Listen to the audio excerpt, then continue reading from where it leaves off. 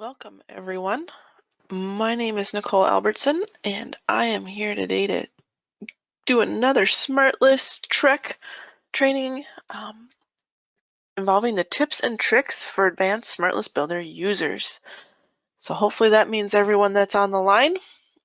And we're going to go through some fun things today, kind of showing you a little bit about what we do at eOne with some of our SmartLists. Obviously, we have hundreds of them. But I'll show you a couple here today just to give you some different ideas on not just the basic lists that you can get out, but where can you take it after you have those basic lists created. We'll go through some of the more, I don't want to call them advanced. A lot of them are easy to use, but kind of those hidden features. Maybe there's some of them are newer, so people just don't know they're there. And some of those ones that people just don't take advantage of, but can be great things to do.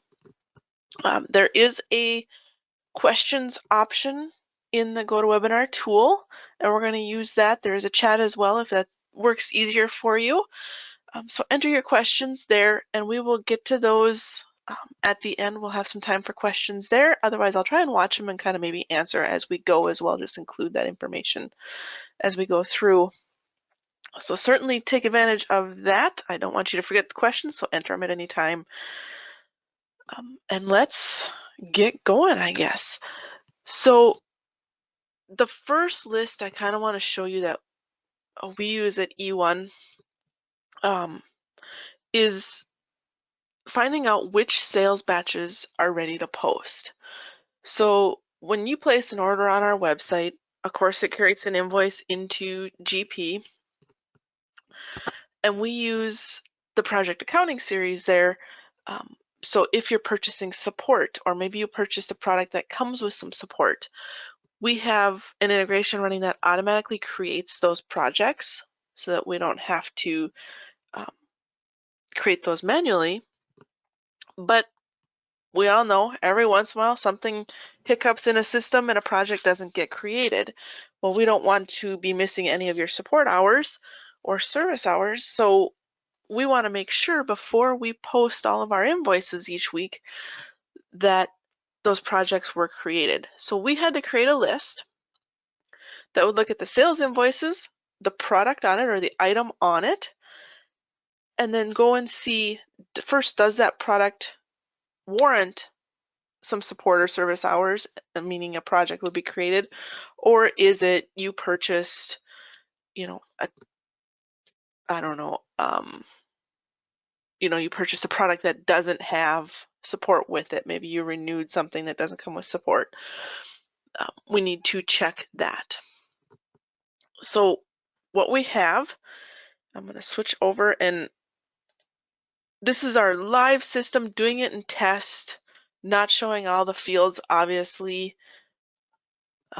So just to keep some of the information private, I had to do that. So you won't see a couple of columns that would make sense to be on here. But this is our sales batches ready to post. And it's going to take forever in SmartList here. So I might switch over to SmartView just to make this faster to go today. But you can see that what it's doing is pulling in project numbers for items that require projects. So when you purchase Smart Connect, when you purchase Extender, SmartList Builder, any of that, you actually get some service hours or a project created.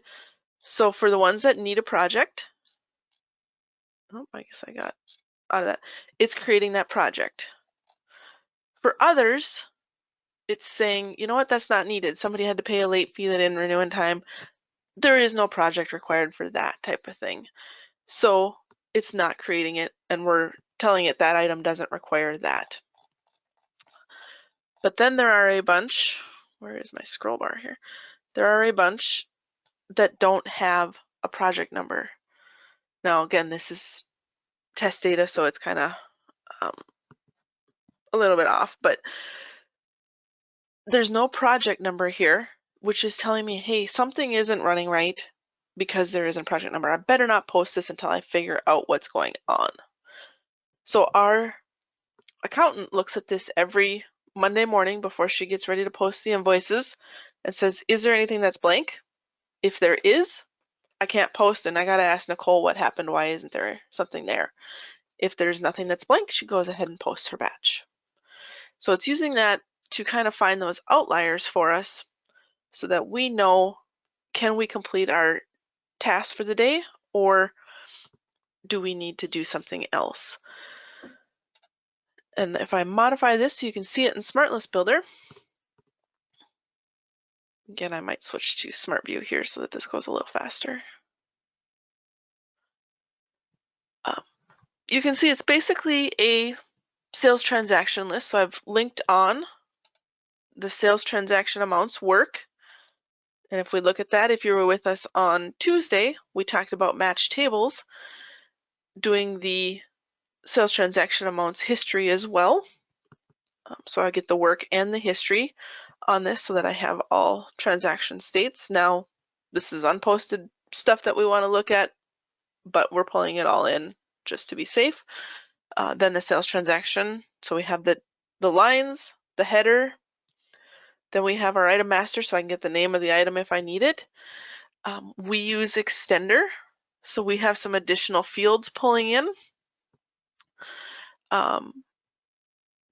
Things like on that window, we put, if you purchase a product, what is your renewal date? You know, if you purchase a 1-year renewal, we want to know what that date is 1 year out. So we have fields like that that we're putting in there. And then we're doing a couple calculated fields to figure out that project number. What is that project number? So if we look at that,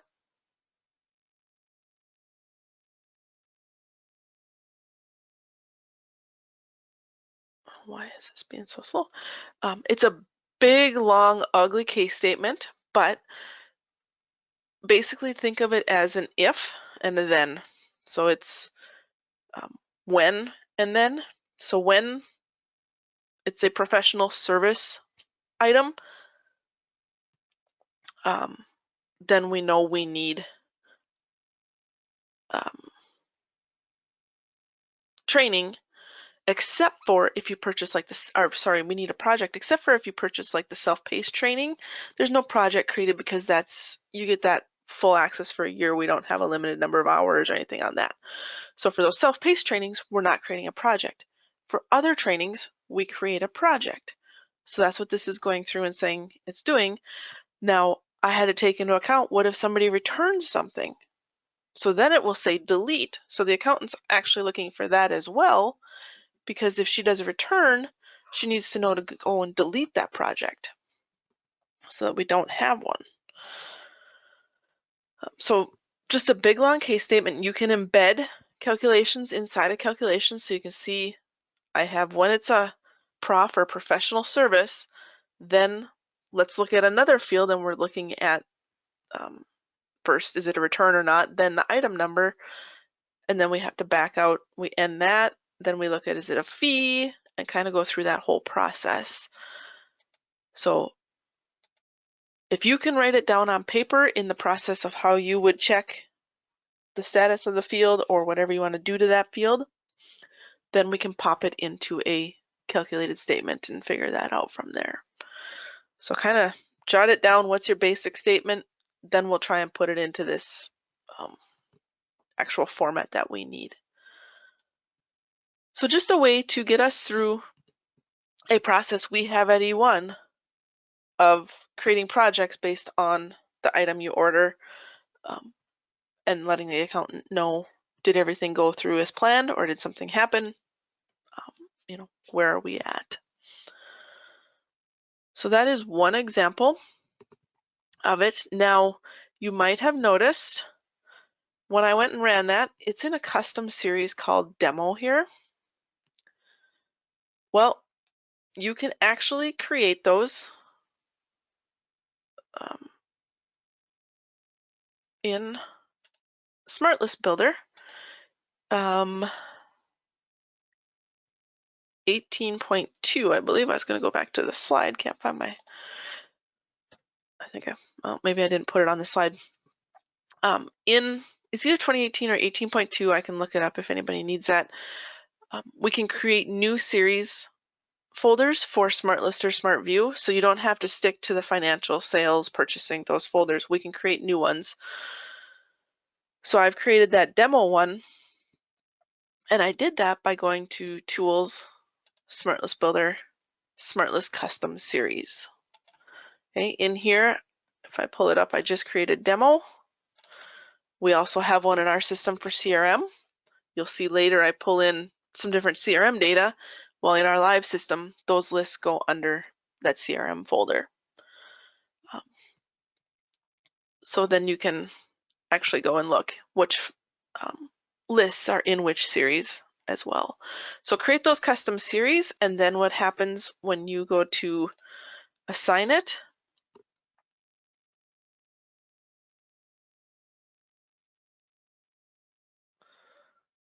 sorry, I'm not sure why our live server is being slow this morning. Must be running something. Then when you go to assign it, you choose the product of SmartList Builder and the series of demo, or whatever series you've created. So I could create that CRM.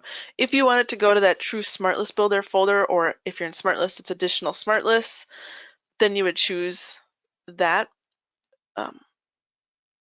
In SmartView, it's called SmartList Builder. In SmartList, it's called additional SmartList. So if you wanted to go to that, that's the default. That's always been there. But if you wanted to go to your custom ones, then you can pick that custom list here under the SmartList Builder product. So pretty easily to move them around. So if you have them all in somewhere today and you go, I want to use that feature, and you are on a version that it's there, you can actually just come in to your list, change the product to SmartList Builder and the series to whatever you've created, and they'll move to that folder. Now, people will have to relaunch SmartList if they had it open when you did that. It's not going to move them automatically for them. It'll look a little bit odd until they relaunch SmartList and it moves for them. So that is one feature that we've released recently that I've been begging for a long time. Now, another list that we use a lot is in CRM. We use the Dynamic CRM product, or the 365 sales, whatever you want to go names by, but we use opportunities there.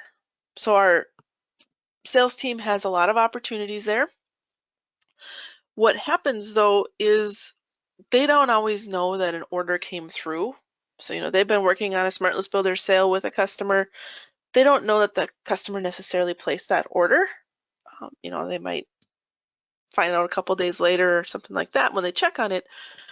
But we needed something to tell them, hey, based on your opportunity here, there was actually an invoice placed or an order placed.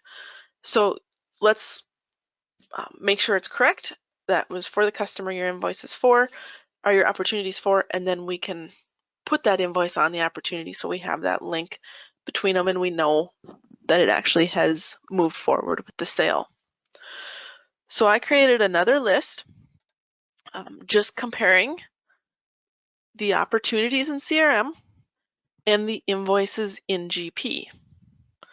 So you can see that here, based on the item that's on the opportunity, and then if I could show you the customer names, you'd see that, but the customer that's on the opportunity and the customer that's on the order, if that customer matches and the item matches to what they had on the opportunity, then I'm saying, hey, I think I found a match for your opportunity. Take a look, see if this is the order they placed. And then the salesperson can just say, yep, and take this invoice number, put it on the opportunity, and then they can move forward with that opportunity. So it's not an exact science, because the opportunity could have been for SmartList Builder and SmartView together, and then the purchase was only SmartList Builder. So it doesn't exactly match, SmartView didn't happen, something like that, but it gives them that idea of, hey, let's put these invoices on there and it helps them find them so they don't have to manually go search for each customer to see if they've purchased an invoice. This gives them a guide as to which ones they might be able to move forward with. How that looks is it's just a SQL script. Now I could have pulled in, or sorry, it's a SQL view. I could have pulled in the tables. You can see I have my CRM database in here.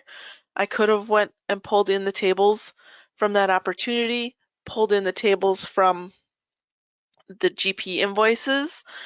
In this scenario, I found it easier to write a SQL script. That's my background. But I could have pulled them all in and done it all within SmartList Builder.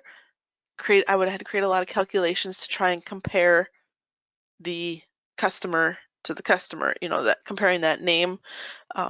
To be honest with you, sometimes when you're talking CRM data, especially, it's easier to do it with a SQL script, and sometimes you have to. And the sole reason for that is that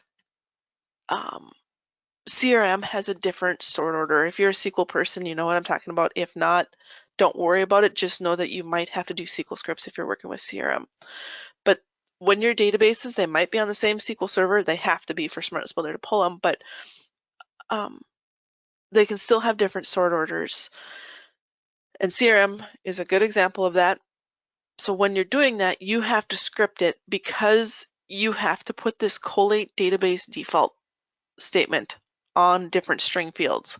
So if you're comparing string fields to each other from GP and CRM, from whatever, and that other database that has a different sort order, you have to collate database default so that it puts them in the same sort order basically. And then you can compare them. Otherwise, you get big long errors about your collation. So that's an example where I went to a SQL script because I needed to do that. So keep that in mind. If you're not getting, you've done it in SmartList Builder, you're not getting data, you might need to look at a Dex SQL log or a SQL trace, see what the error is. If you're getting collation errors, you might have to change it to a SQL script to do this. Now, when you do, like I did a SQL view, so I wrote the script, saved it as a view. When I did that, I had to make sure to give permissions to that view. If you're putting it in a GP database, Dine Group is a great option to give, unless you only want certain users to have access to that view. But if you're going to give a lot of users access to the view in SmartList, then just use Dine Group. That's GP's default security role to use to give select permissions to those views. So you can give Dine Group select permissions to your view, and then you can add it to SmartList Builder and it'll pull that data. So keep that in mind when we're joining databases outside of GP's databases in, that if they have a different sort order, you're going to need to do this. Okay. So I pulled that in. It pulls in all the fields for me because I did a SQL view. This is the only fields I wrote into that view. And so I can pull those in and they have this list available to them. Oh, I probably shouldn't have done that. Now it's going to update it.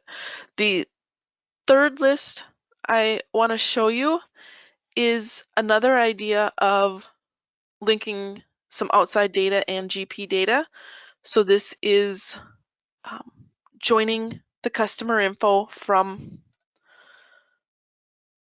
GP and CRM. So, in GP we have our customer master, we have the address, all of that information. Well, CRM has that as well. It has an address in there. We have Smart Connect running an integration to keep those in sync. But, you have to determine which one's the master, right? So we have CRM as our master. So if somebody changes the address in CRM, it goes and changes it in GP. Well, what happens if somebody changes it in GP? We don't have anything sending it back to CRM. So there are times where addresses don't match up, that type of thing. So I put a list together that says Okay, here's all the stuff we kind of compare between the two: the currency, the address, the territory, the owner of it, who's the salesperson in GP or the owner in CRM of that account. So I've put together a list of that type of data. And so you can see I put CRM behind all the fields that come from CRM. And when I get to the GP ones, it says GP behind them. Now I might want to put the address 1 fields next to each other, the address 2, the address 3, so they're easy to compare. We can go back and do that and make this a little bit easier.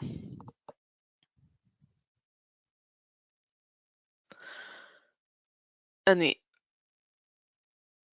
so we can change columns. So I can say, you know what, I need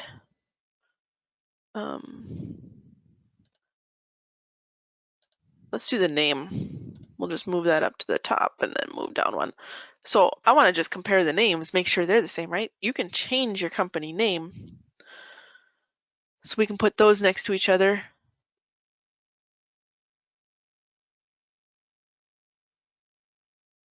And then what I can do is use the search criteria in SmartList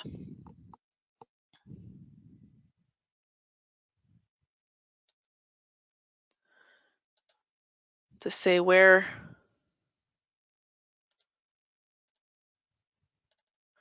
name in CRM is not equal to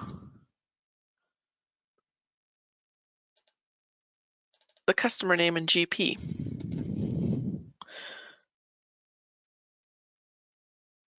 And I got 0. So that one, I hadn't tried that search before, but the hard thing about this is sometimes you have to do a little bit of playing with the data because the comparison between the two products, CRM and GP is a little bit different. CRM doesn't add trailing spaces, GP does, some things like that. So sometimes we have to put right trims and left trims on every field just to get them to match enough to do a comparison on, things like that. But you get the idea that if I take this off, then it's easy enough to see here, hey, these obviously don't match. Why don't I have customer names in GP? And I can take a look at that. But that's what we use this list for, is kind of that comparison between the addresses, the currencies, that type of thing, or to quickly see what addresses we have. So some different ideas for you. One was a workflow process. Can we post our batches? Yep, we're good to go or not. One was trying to help the sales team find the matches per se, finding the opportunity and invoice that matched. This one is helping us find stuff that doesn't match. Now we have what this list returns, we actually have running an integration daily just to go and check this for us. And I get an email every morning when the data doesn't match. And then I can go fix it if I need, or figure out why it doesn't match. Why isn't our internal process that makes it match updating it? And a lot of times it's because somebody changed it in GP and we don't have it flowing back to CRM. So those are manual ones that we've just said we're going to do. But we're using these different lists in different ways to help us make sure that everything that we do in the business, everything that we have automated, is happening.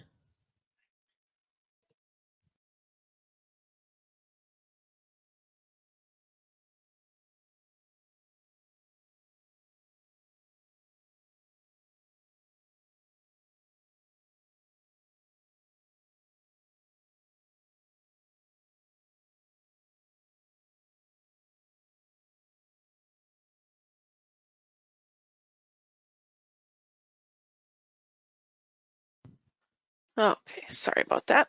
I lost my mouse. I think I skipped a slide. So I did some SQL scripts there, use SQL views. Just a quick tip, if you are writing select statements, A good coder puts comments in them, but putting comments in a select statement that you put into SmartList Builder actually gives you errors when you try and save the select statement. It'll tell you comments aren't allowed. So you need to remove those. The sole fact is that when SmartList takes it, it puts it into one line and says, go get this data SQL. Well, the comment, if you have line level comments, especially comments everything after it, and then you don't get whatever is after it because it put it in one line no matter if you had it in 30 lines. So that's why it doesn't allow line level comments.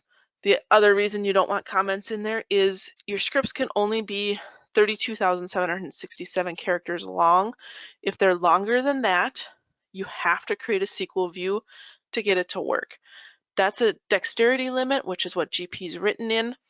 We can't get around it. So if you have a really long script, save it as a view and then add the view to SmartList Builder, Excel Report Builder, whatever you're using instead, and then you get around that 32,000 character limit.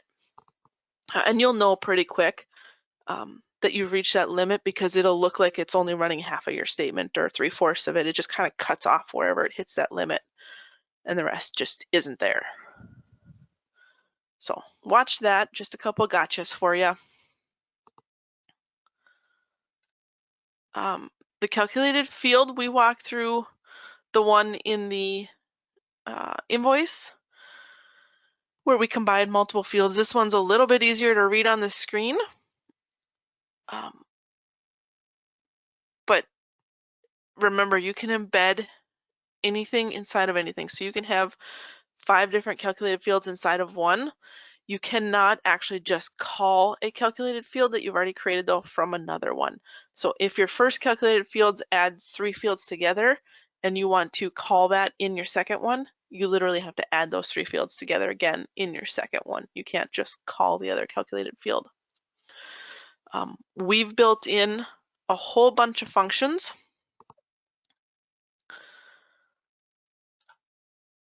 But if you need functions outside of that, they are SQL functions. And so don't worry about just staying to the list of functions that are built in. If you know another one, you just have to figure out the syntax. So if it's something similar to how the year works, put the year on here, see how we do the syntax in here, and then figure it out for the one you want to use. Generally speaking, if you put it in here and it's not, you validate, it'll start to give you messages and errors that'll kind of tell you where your syntax might be wrong. But you can get any of those other functions in here as well. We're just running a SQL script, so we can put them in there. If you find one you use a lot, let me know, and we can actually look at getting that added into our function list.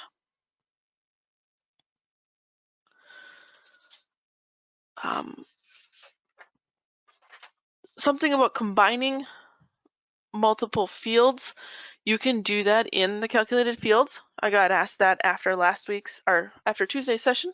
Somebody asked me, I have all these fields, can I add them together into one field? Can I take 4 fields and make them one? You certainly can. You can do the add like we see here at the bottom. I recommend if you're going to add fields from GP, you do an rtrim statement on every one of them, because GP will say this field is 30 characters long. If your data is only 15, it leaves 15 spaces in the data. So when it prints it to screen, there would be 15 spaces in between that and your next field. So if you rtrim it, it takes off all those trailing spaces. Then when you add it, if you want one space in between them, you can just do the single quotes like I have at the end, and then there's a space in there. So you just put a space in single quotes and it'll add one space. So a prime example, we see this all the time, is the first name and last name in payroll. There is no full name field in payroll. You need to add the first name and last name together. So you do rtrim on the first name plus a space in single quotes plus rtrim on the last name. And then you get a nice first name space last name. So add those fields together. put multiple calculations, I'm adding fields or trimming them at the same time, you can do all of that in one. Do that. There's another example just in the slide deck for you to have that. A great feature we added was totals. If you're familiar with I'm going to switch over to a different system, the system we were using the other day here, just to give you some basic lists. If you're familiar with SmartView, whoa, we put totals in SmartView automatically. That's just a feature of SmartView.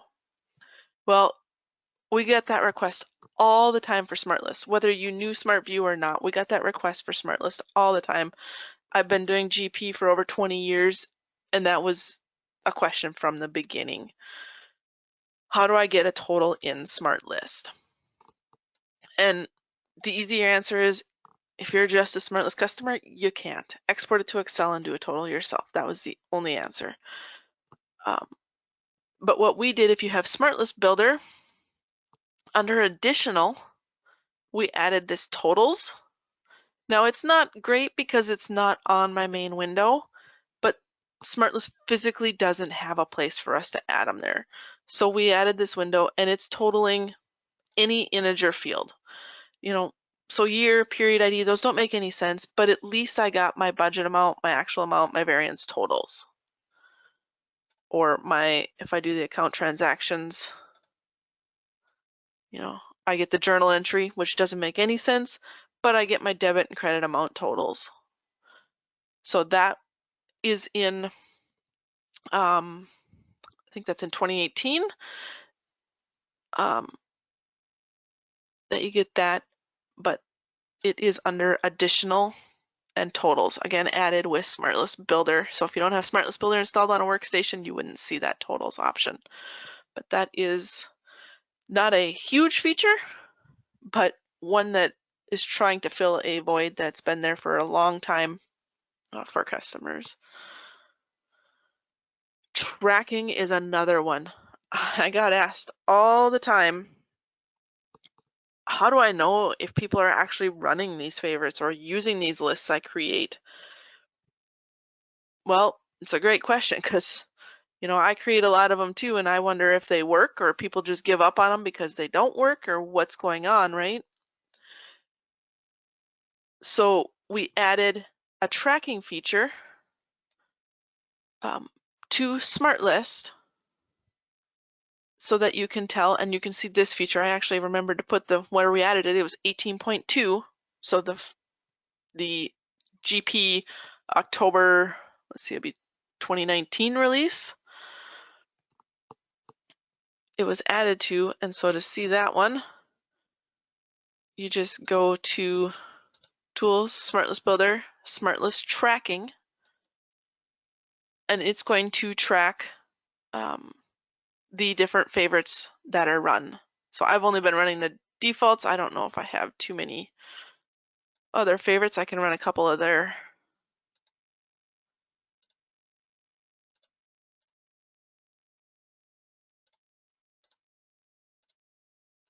If I relaunch that window, I do have a request in for a refresh button on that window, but you can see it's tracking those have been run. How many times have they been run is also being tracked. And then, just the visibility. Is it a system user? What is it?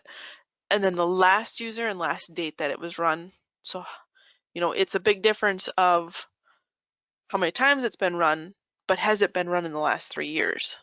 Maybe it's an old one they used to use all the time and now we don't use it. So this is a way to help you know, are they still using these? Can I clean them up? What are they?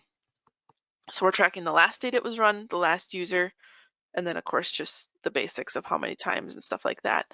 Now, this is only going to track from the time you installed a release of SmartList Builder that had this feature included until today.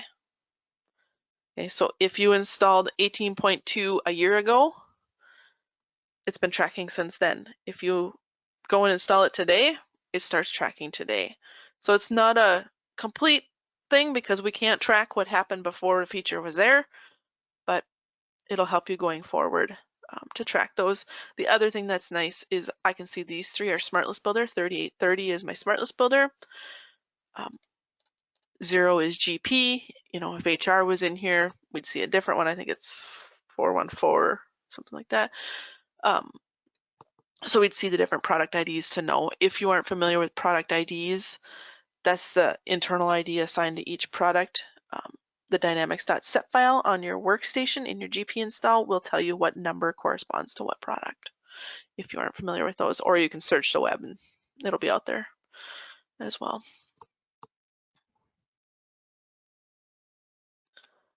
Okay.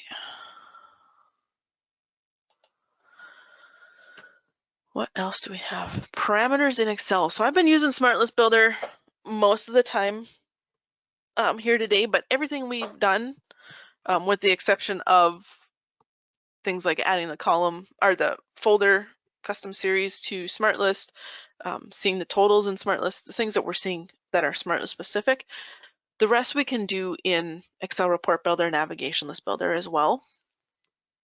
And so something specific to Excel is that we got a lot of questions of, can I add a parameter? When that Excel document opens, can I have it say, enter in the customer number you're looking for?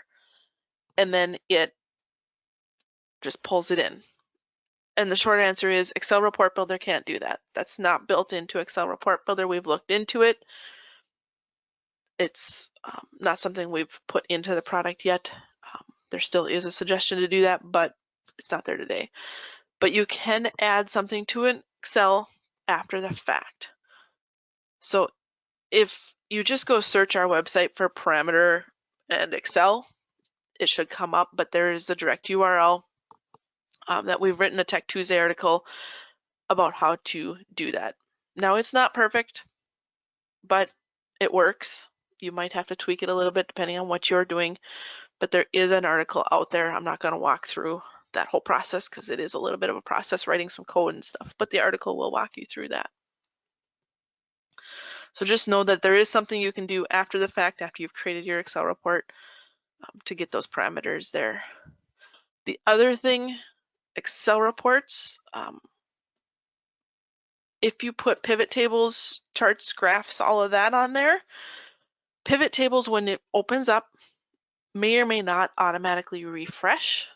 Sometimes you have to hit refresh 5 times. If you have 4 pivot tables and your data on there, you might have to hit refresh 5 times. First for the data to get refreshed, and then for it to refresh in each one of your pivot tables. Just the way Excel works. So again, we wrote some articles on how to get that pivot table to refresh.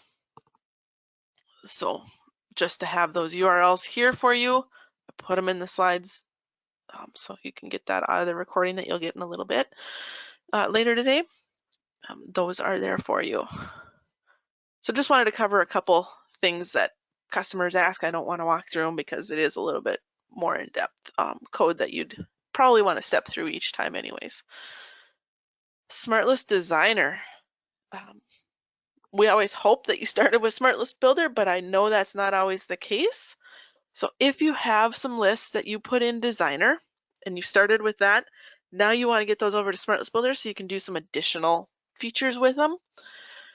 We actually built in a tool. It's been there for a while. We improved it in 2018. I don't know that I actually have any builder ones in here, but if you go to the SmartList Builder menu, Maintenance, and upgrade from SmartList Designer, you will see your designer lists in here. And you can pick and choose the ones you want, or mark them all, whatever you want to do, and then you hit process, and then it will bring them over into SmartList Builder. Okay, not perfect. The way calculations and some of the restrictions are written in Designer, we have a hard time reading them and picking them up into Builder, so you might have to do some tweaking, some redoing of some calculations and that kind of stuff, but we're bringing in the tables, we're bringing in as much as we can read out of the rest of it. Just make sure it's correct once it comes over. There's just a lot of differences in how things are done between the two products, and so knowing everything you might have come up with is hard, and we can't account for everything. There is a delete after conversion.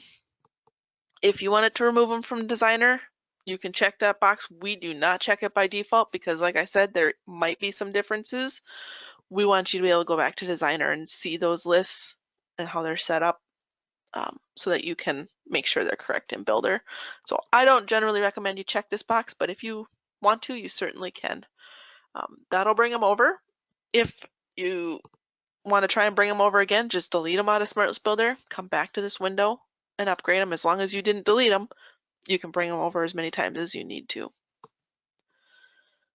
Okay, so that's a great option if you have some designer lists that you want to bring over.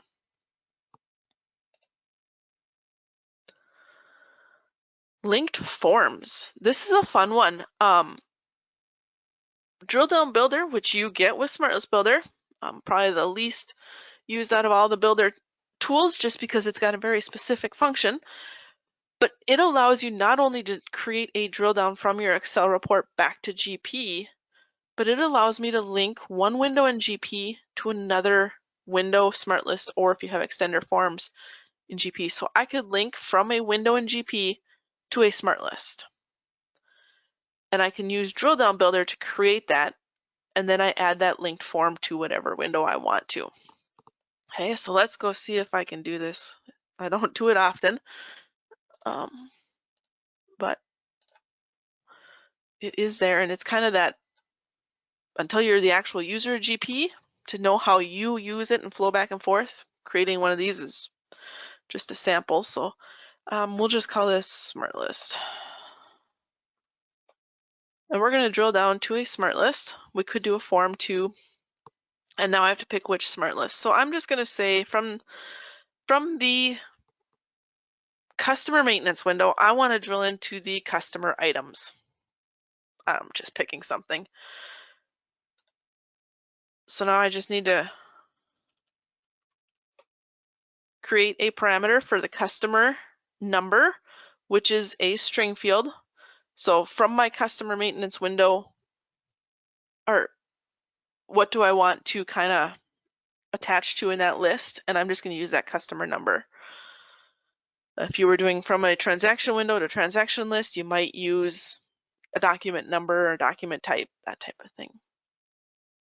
Okay, and then I want to use, in that smart list, I want to use the customer number field, and I want to set it equal to that customer number parameter. So when my customer maintenance window gives that parameter a value, puts in Aaron Fitz 001, I want it to go to that smart list and pass it that value into that customer number field. Okay, then I can click linked forms on this one, and I just have to tell it which form in GP do I want to add this to.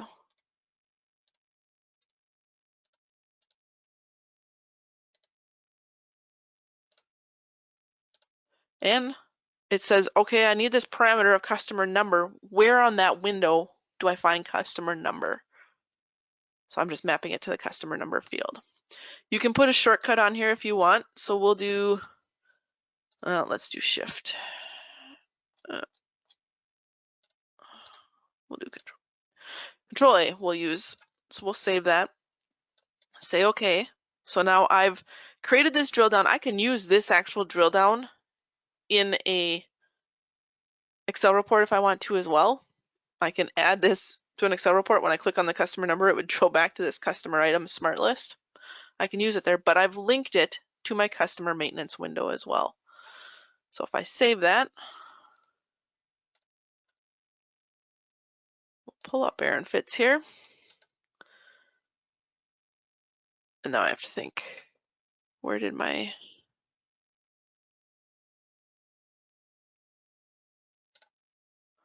why don't I have the linked form or linked, did I save everything? Yep. Okay.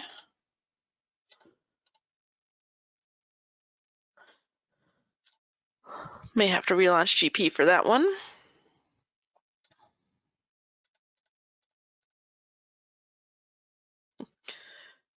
Guess that's what happens when you just close everything with not knowing what's open.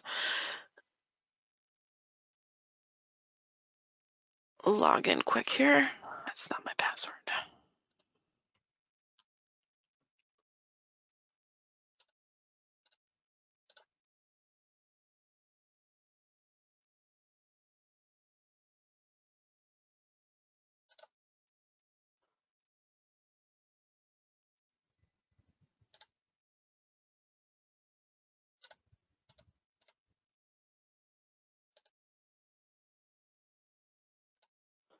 Well, did I add it to the right place?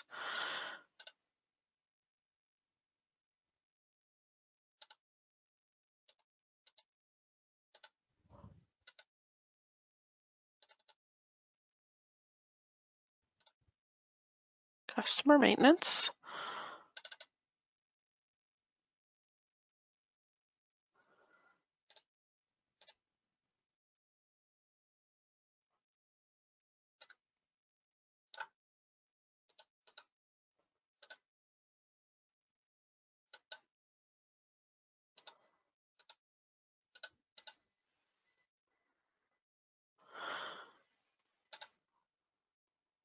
Well, I apologize. I'm not sure why. You should get another, not additional, but the go-to, similar to the go-to here. You should get that on your window, and then it would drill down to that smart list for me. So I apologize, that's not working. That's what that linked form will do, that you built in Drill Down Builder.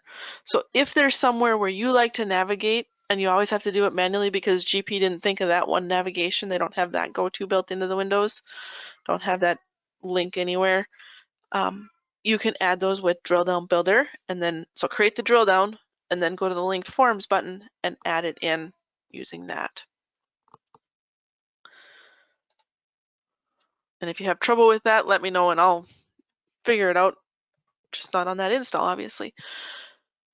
I've talked today how we internally do a lot of integrations with our data. We create the smart list to find the outliers when our integration didn't work, to make sure it's working, that type of stuff. Think of, though, your Excel reports, your smart lists, can they be our source for an integration? We could create a refreshable Excel report that, and actually we have some internally. Our salesperson pulls a list of the sales invoices, and then what we do is kind of different, but we have multi-company happening. We're actually an Australian company, so we have some US, we have some Australian, that type of stuff going on. So we actually take those sales invoices and put them into the general ledgers of the multi-company ourselves. So we have an Excel report built to pull all of that invoice information and what accounts they should go to together. She looks at it, makes sure it's correct. She'll change anything in the Excel reports if it's not. And then we run an integration that takes that Excel report and creates all of the general ledger transactions for us in the multi-company type transaction format. So use those Excel reports. You can have a inventory list. Here's where we're short on inventory. Hey, let's have this list of items and let's create some orders back to our vendors for them. And you can change, I know this vendor only ships in quantities of 10, but it says we're 6 short.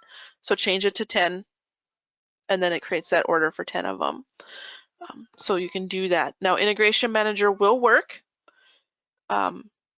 You have to have the data saved to file. You can't just take that refreshable Excel report and have it. You have to physically save it to the file. And a refreshable Excel report does not save the data to file. So you have to change the report a little bit to save it there, and then Integration Manager will work. Smart Connect has some built-in Excel add-ins, so you can run it directly from the Excel report.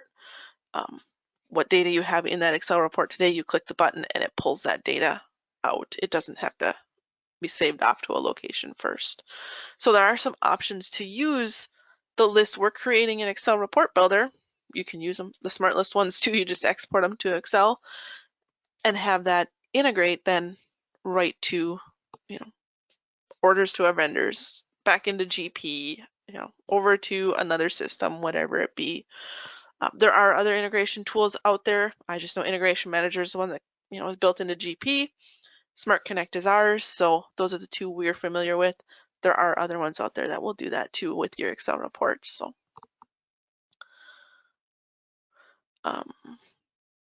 I'm going to take a look at some of the questions here so we don't run out of time. So one of the questions is, with the SmartList tracking, does it tell you the date that 18.2 was installed? It does not, but if you look at the created, I think it was called created date.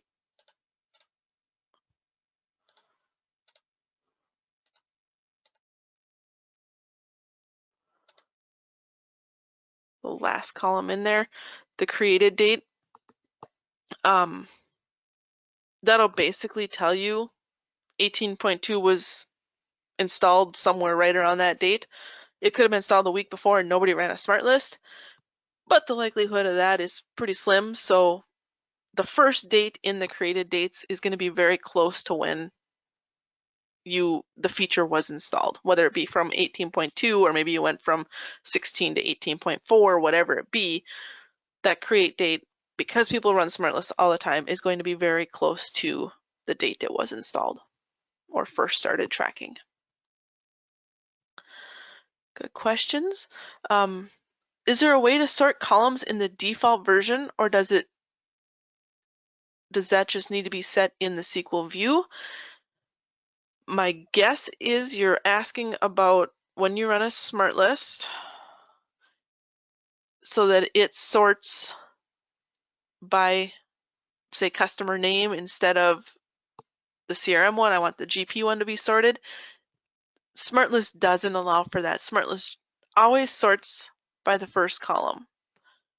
Now when it goes and gets the data, that's different. So if you want it to go and get the data by the oldest first, when you write your view, you need to put that in there. But SmartList will always sort by this. Now, came back and said, the order of columns, you can change the order of columns in SmartList Builder by the columns button. We showed that. You can change it on the default ones.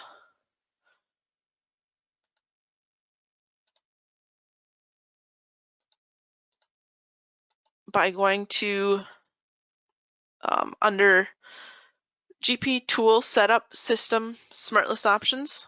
If you don't have access to this, you'll have to go to one of your admins. SmartList Options, and then the column order is here, and you can use these buttons on the right to change that order. So you just pick the list you want to change it on. If you want to change the items, you want it to, have the description first, you can do that. Just change it in here, say okay, and then it's saved. In case you're not familiar with this window, you can also change the max number of records. You can change which of the different go-tos is the default. View is the default one by default. I hate to say that twice, but if you want, say, item pricing inquiry to always be your default, you can change it to that. And then I don't remember if it was where they added these.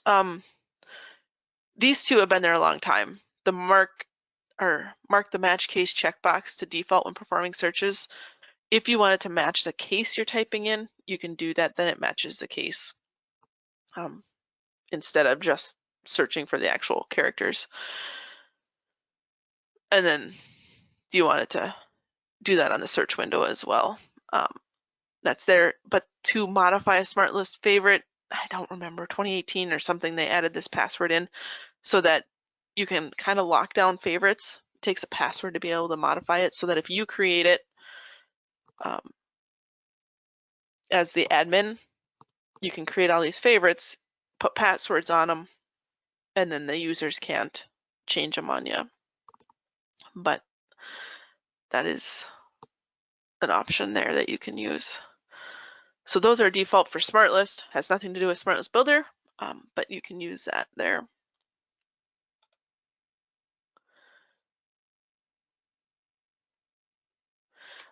Came back on that question on the SmartList tracking date. So that created date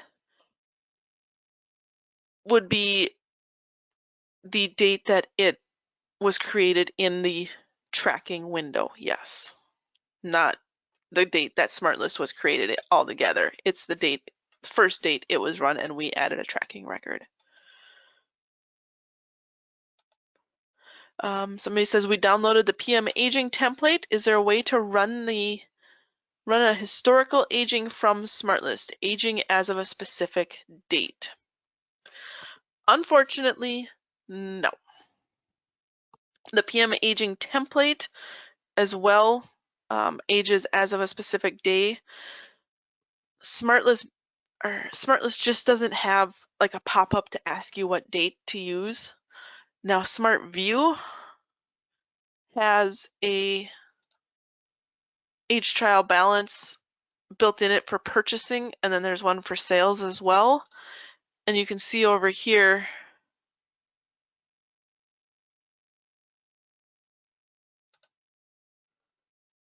this is not the aging report. What did I do? Over here you can pick the aging date now. Oh, let's go to a better system that actually has payables and stuff in it.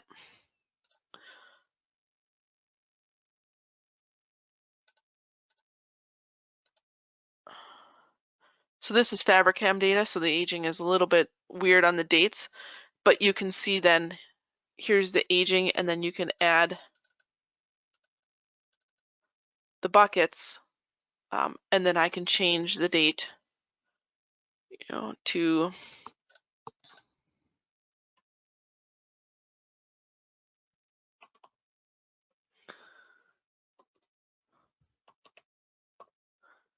I think 2016 will get us there. Nope. Again, Fabricam data doesn't change much, but you can change the aging bucket to change that date, and you can also show details if you want to see what made up that aging record. You can do that. So it's a aging detail or an aging summary. You can see all of that information. It doesn't have all the functionality that the true aging report in GP does, but we've built those into SmartView. Those two are the only two lists in SmartView that you can't take to SmartList Builder and modify. They are totally custom behind the scenes. They just don't allow for modifying the way we had to write them to get that aging to work. So they are built in. Now you might be going, that's great, I don't have SmartView, but I need that report. They wanted me to talk to you a little bit about how SmartList Builder is licensed now. So if you are interested, if you are on the subscription model for your SmartList Builder, you automatically already have it. As of, wasn't January 1st, but like January 10th, I think it rolled out system side. As of that date, you actually are paying your renewal for PopDoc, which is our online version of SmartList, and it allows you to basically have SmartList and SmartList Builder for all of your products. You can pull in your CRM data, you can pull in your, I can't even think. We pull in our credit card processing, we pull in, you can, I'm not even thinking right now, but basically SmartList for all of your different data that you have on your in your company. So if you're on subscription model, you've been moved to PopDoc, and then you automatically get SmartList Builder and SmartView. We may just need to come in on your account and check a box. So if you're interested in learning more about that, sales@eonesolutions.com, and they can help you figure that out. If you're on the perpetual model, meaning you pay a renewal every year, you can switch to the subscription model and then have a PopDoc license, and it would automatically include the SmartList Builder and SmartView products for you. Okay, so if you're interested in kind of doing that, again, sales@eonesolutions.com, or send me an email. I'll put my email on the screen at the end here, and we can walk through that whole process for you. But we can, if you have SmartList Builder today, there are options to get you SmartView. It just might take a change in your licensing or in your renewal process. So the aging report, though, there isn't a way to get it in SmartList and have an actual aging date. We just have the option for SmartView to have that. Okay, what else did I?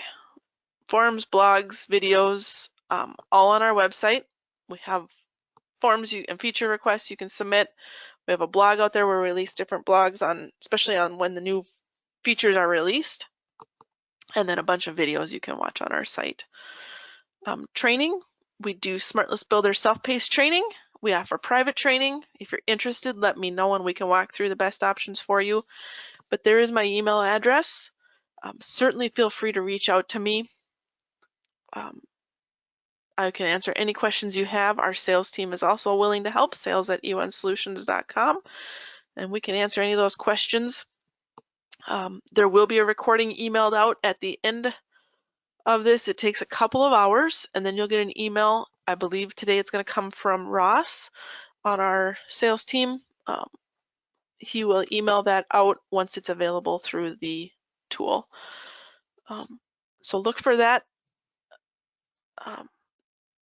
And like I said, that should take, so by, I don't know, it's 11 o'clock my time, 1 o'clock, so a couple hours is usually what it takes them to get that out. We just have to get past the lunch hour kind of thing, and then we'll get that out to you later today. So keep an eye on that. If you don't get it, just email me and I will get you a copy of that once it's available.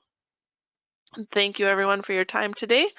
Hope you were able to find a feature or two that might help you out, get some new ideas on how you can use your lists. And if you need anything in the future, certainly give me a call.